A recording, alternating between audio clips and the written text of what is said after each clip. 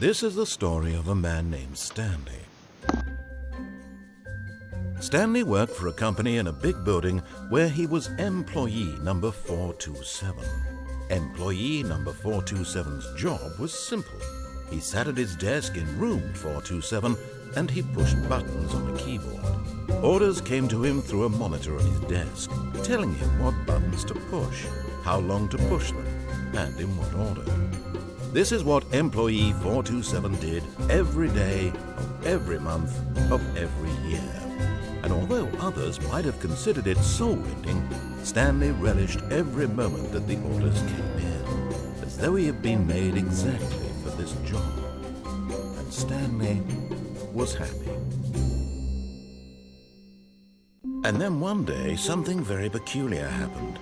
Something that would forever change Stanley. Something he would never quite forget.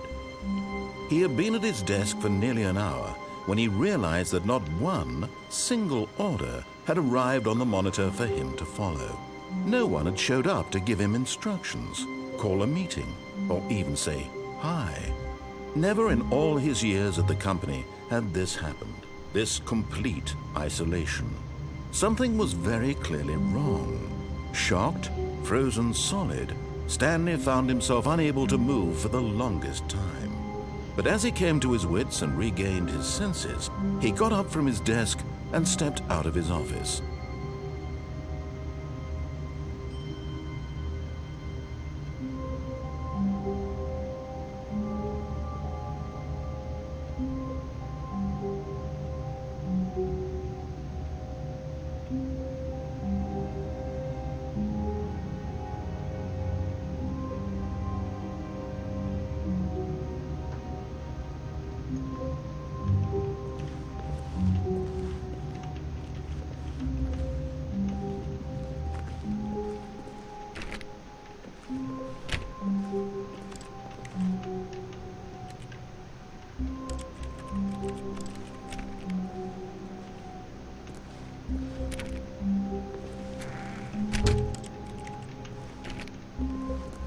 All of his co-workers were gone. What could it mean? Stanley decided to go to the meeting room. Perhaps he had simply missed a memo. No matter how hard Stanley looked, he couldn't find a trace of his co-workers.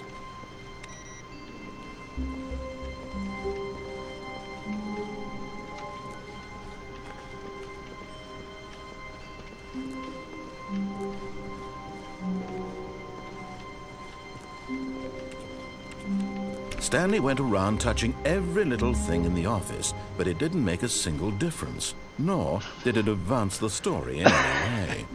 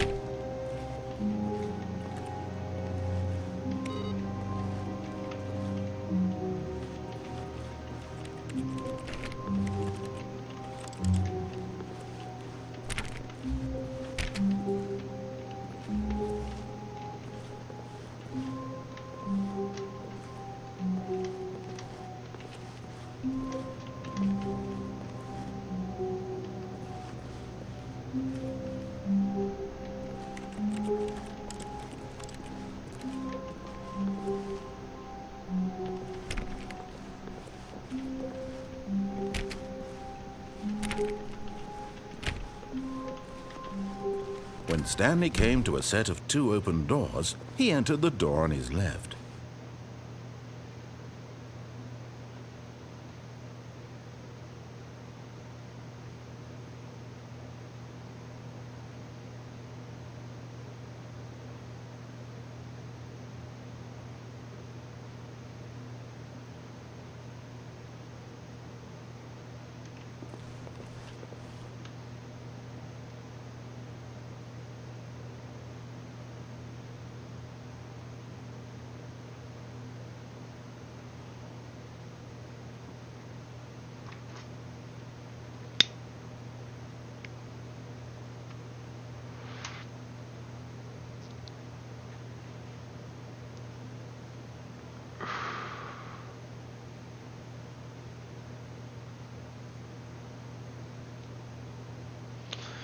nada, Irati no me quiere decir si derecha o izquierda.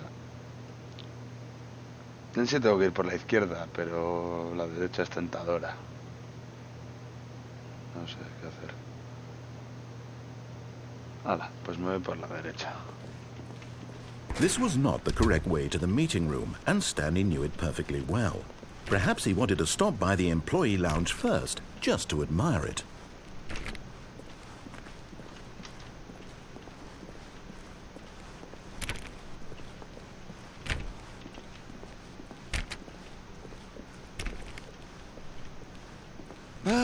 Yes, truly a room worth admiring.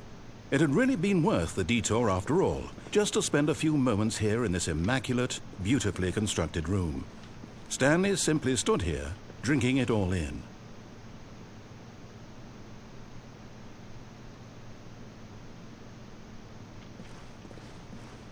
Yes, really, really worth it being here in the room. A room so utterly captivating that even though all your co-workers have mysteriously vanished, here you sit looking at these chairs and some paintings. Really worth. But eager to get back to business, Stanley took the first open door on his left.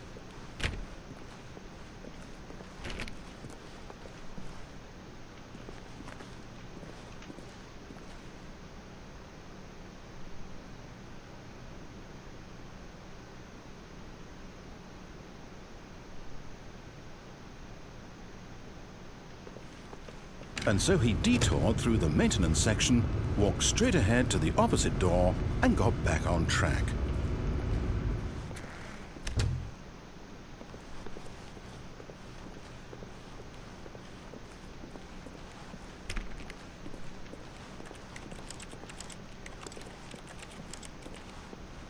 Yet there was not a single person here either. Feeling a wave of disbelief, Stanley decided to go up to his boss's office, hoping he might find an answer there.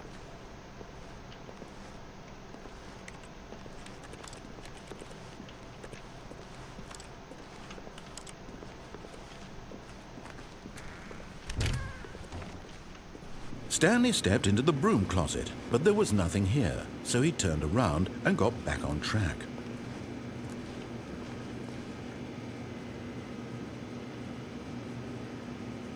There was nothing here. No choice to make, no path to follow, just an empty broom closet. No reason to still be here.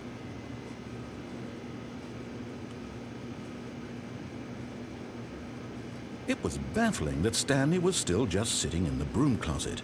He wasn't even doing anything. At least if there was something to interact with, he'd be justified in some way. As it is, he's literally just standing there doing sweet FA.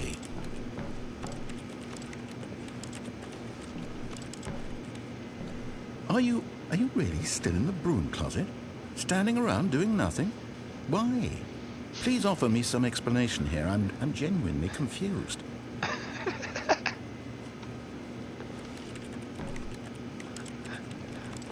You do realize there's no choice or anything in here, right? If I'd said Stanley walked past the broom closet, at least you would have had a reason for exploring it to find out. But it didn't even occur to me because literally this closet is of absolutely no significance to the story whatsoever. I never would have thought to mention it.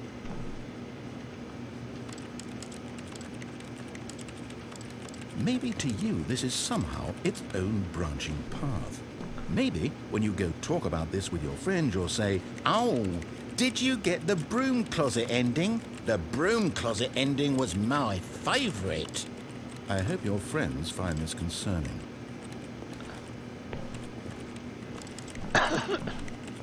Stanley was fat and ugly and really, really stupid. He probably only got the job because of a family connection. That's how stupid he is. That or with drug money. Also, Stanley is addicted to drugs and hookers. Well, I've come to a very definite conclusion about what's going on right now. You're dead. You got to this broom closet, explored it a bit, and were just about to leave because there's nothing here, when a physical malady of some sort shut down your central nervous system and you collapsed on the keyboard. Well, in a situation like this, The responsible thing is to alert someone nearby so as to ensure that your body is taken care of before it begins to decompose. Hello? Anyone who happens to be nearby? The person at this computer is dead. He or she has fallen prey to any number of your countless human physiological vulnerabilities. It's indicative of the long-term sustainability of your species. Please remove their corpse from the area and instruct another human to take their place at the computer, making sure they understand basic first-person video game mechanics and filling them in on the history of narrative tropes in video gaming, so that the irony and insightful commentary of this game is not lost on them. All right, when you've done that, just step out into the hallway.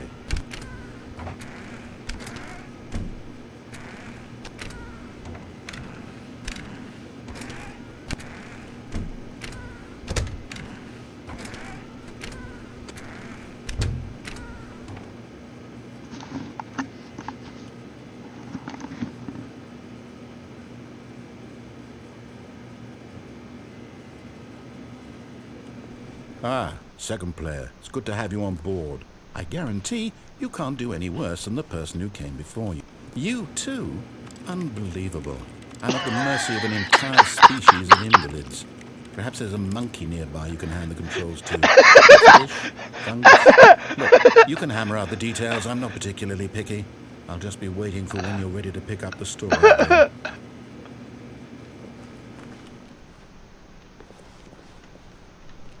Que se me ha enfadado.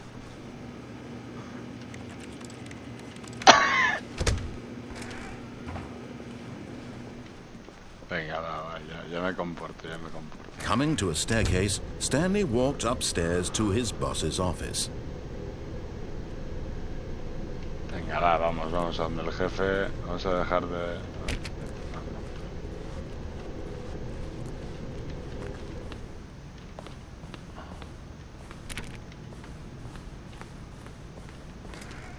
Ay.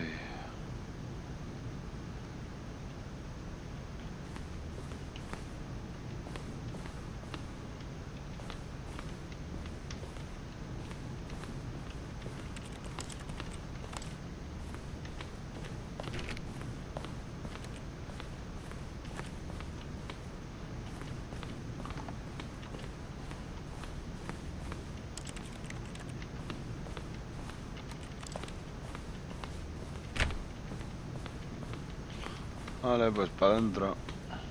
Stepping into his manager's office, Stanley was once again stunned to discover not an indication of any human life. Shocked, unraveled, Stanley wondered in disbelief who orchestrated this. What dark secret was being held from him? What he could not have known was that the keypad behind the boss's desk guarded the terrible truth that his boss had been keeping from him. And so the boss had assigned it an extra secret PIN number. 2845. But of course, Stanley couldn't possibly have known this.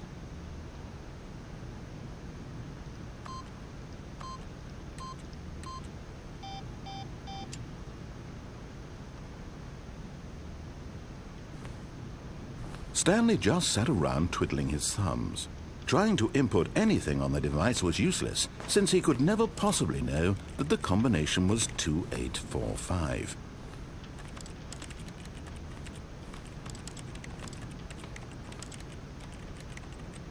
Two, 8, 4, 5.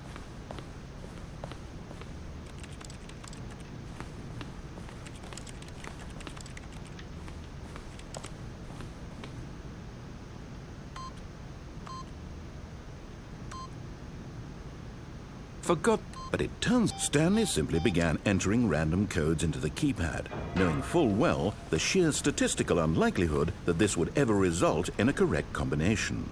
If he knew that the combo was 2845, it would be another story entirely. But no, this is what he was going to do instead.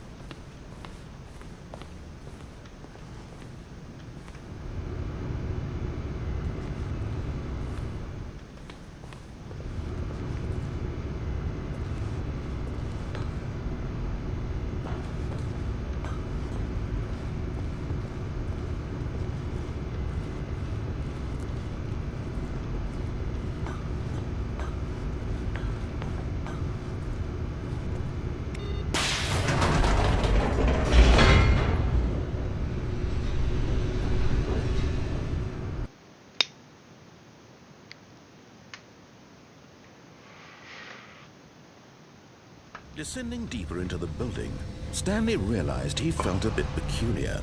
It was a stirring of emotion in his chest, as though he felt more free to think for himself, to question the nature of his job. Why did he feel this now, when for years it had never occurred to him? This question would not go unanswered for long.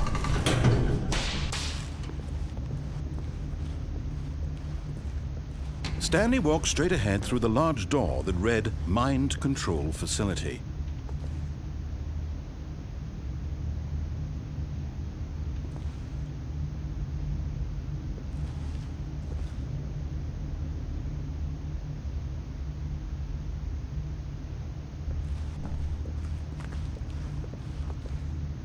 Although this passageway had the word escape written on it, the truth was that at the end of this hall, Stanley would meet his violent death. But of course, Stanley thought better of it and realized he simply had too much to live for.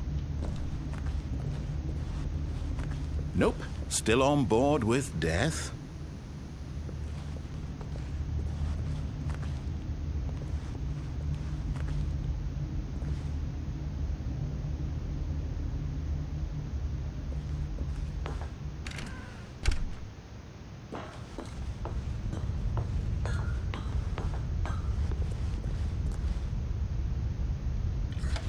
The lights rose on an enormous room packed with television screens. What horrible secret did this place hold? Stanley thought to himself. Did he have the strength to find out?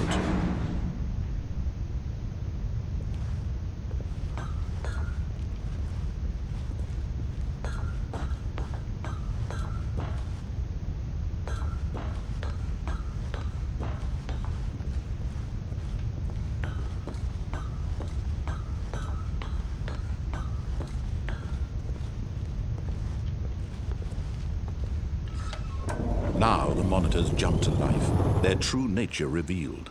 Each bore the number of an employee in the building, Stanley's co-workers, the lives of so many individuals reduced to images on a screen, and Stanley, one of them, eternally monitored in this place where freedom meant nothing.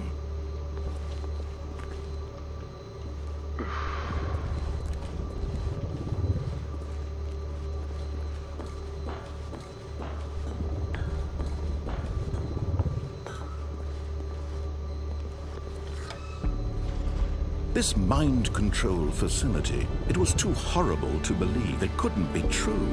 Had Stanley really been under someone's control all this time?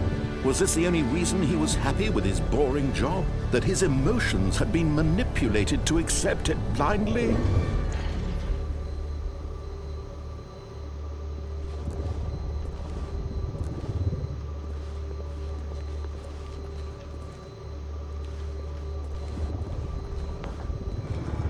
No, he refused to believe it. He couldn't accept it. His own life in someone else's control? Never! It was unthinkable, wasn't it? Was it even possible? Had he truly spent his entire life utterly blind to the world?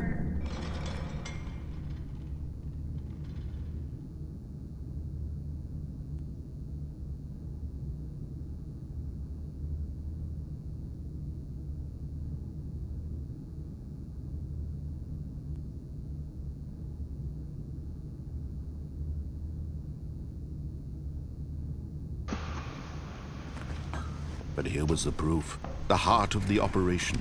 Controls labeled with emotions, happy or sad or content. Walking, eating, working, all of it monitored and commanded from this very place. And as the cold reality of his past began to sink in, Stanley decided that this machinery would never again exert its terrible power over another human life. For he would dismantle the controls once and for all.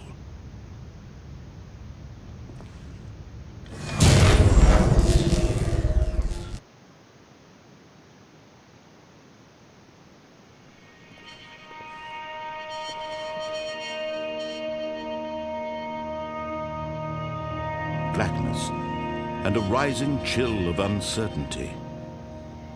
Was it over?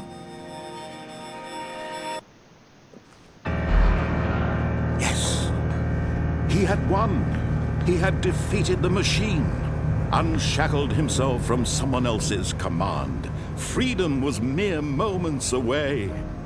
And yet, even as the immense door slowly opened, Stanley reflected on how many puzzles still lay unsolved. Where had his co-workers gone? How had he been freed from the machine's grasp?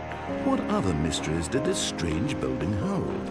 But as sunlight streamed into the chamber, he realized none of this mattered to him, for it was not knowledge or even power that he had been seeking, but happiness.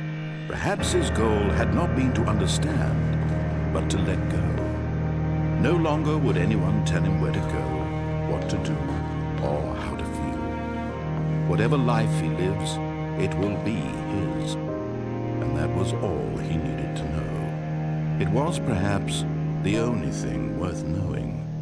Stanley stepped through the open door. Stanley felt the cool breeze upon his skin, the feeling of liberation, the immense possibility of the new path before him. This was exactly the way, right now, that things were meant to happen. And Stanley was happy.